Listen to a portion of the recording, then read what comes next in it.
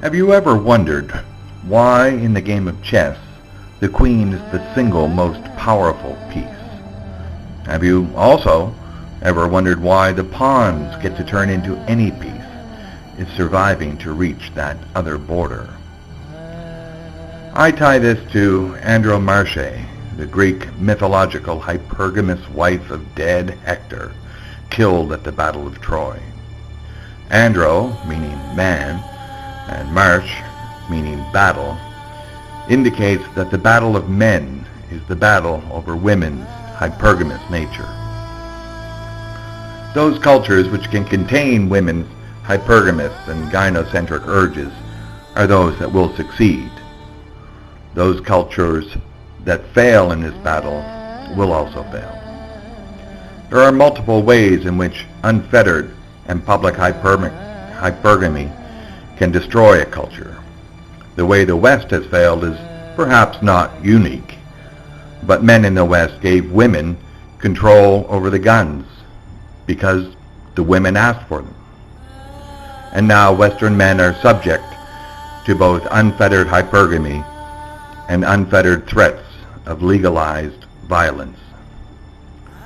I said in a previous video that women, as spoils of war, will hypergamate, as in the story of Andromache. This inability to honor the dead husband and to go with the killer of the husband is monstrous. But, as viewed from a woman's perspective, she is but a pawn in the game and has no control. If she did not go willingly with the killer, then her DNA would not gain its purpose of reproduction. We must equally admit that an aggressive attack by men is also monstrous. No question, men have biological, evolutionary, genetic programming that leads to monstrosity, though in different ways than for women. The battle of men in a culture is thus how to ensure that all or most men are adequately motivated to defend the culture by having access to women who will not initiate their hypergamous nature.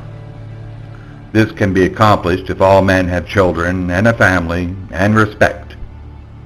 If these or other great motivating forces are missing, then men will cease to invest in the continuation of such a culture.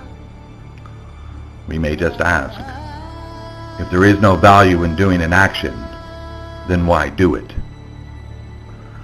Thus, the actions of a leader must be directed to ensuring that women cannot use their hypergamous nature to distance men from the connection to the community.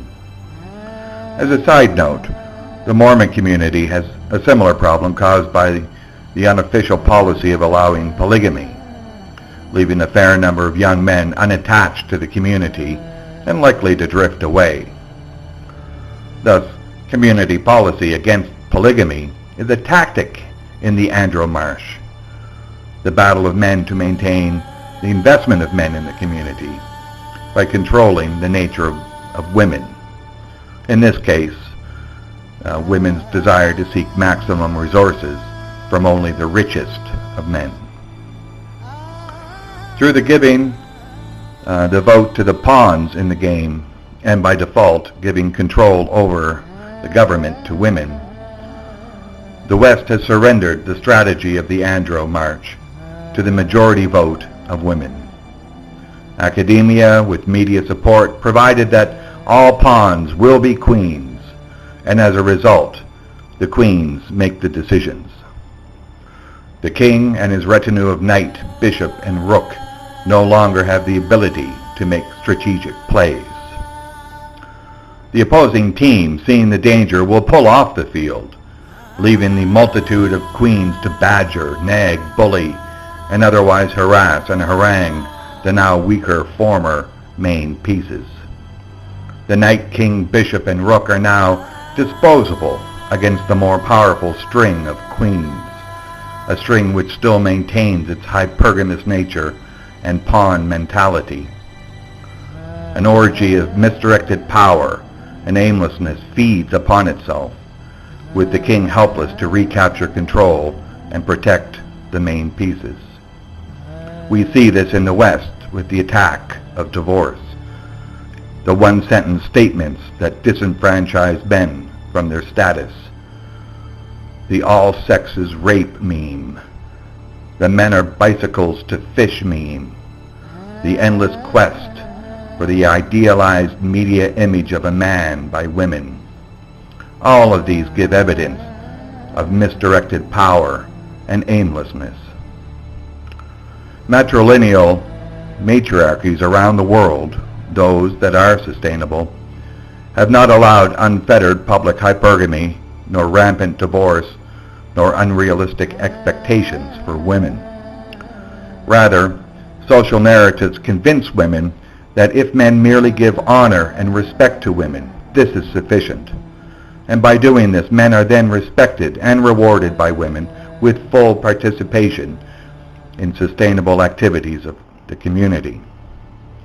In this type of Andromache, the battle is waged by women against women's hypergamous nature, allowing men the luxury of a safe environment to love, be respected, and to work. Indeed, even in the history of the West until just a short time ago, it was the older women of the family who shunned childbirth outside of marriage, divorces, brazen trampish upstarts, and other hypergamous behavior. It was demanded and expected that a young woman be a virgin on wedding day. That the queens on this board of chess think that they are king and fit to direct the game is not borne out by the below replacement fertility rates for nearly 2 generations across all of the West. Without the large infusion of people from outside the West, the decline in population of Western people would already be starkly noticeable. Social narratives and contemporary media encourage deflection from issues that affect vast swaths of the community to issues of abstract political philosophy that affect small subsets, or that divide the community on irresolvable issues, or that hype of unproven scientific talk or phantom enemies. There seems to be no effective way to end this orgy of queenly power and lust for propagandist retribution for the imagined wrongs of Western men. Mgtow are choosing to leave the field of battle to avoid battering by the power of pawns turned queens and their power over government and the media. To effect this, Mgtow men must understand the cause of this new power imbalance and the danger of it.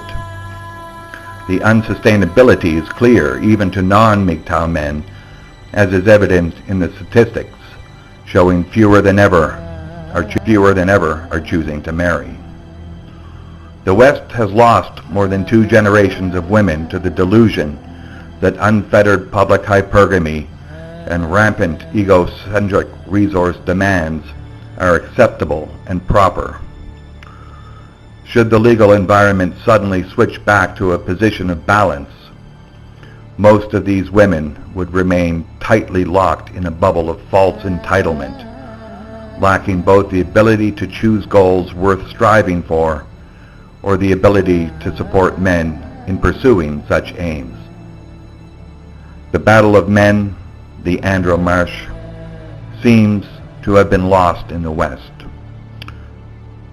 The proverbial barbarians are passing through the gates and covering over those last vestiges of whatever had made the West rise in the first place. Remember that chess is just a game where the winner takes all, and all must bow to the new king.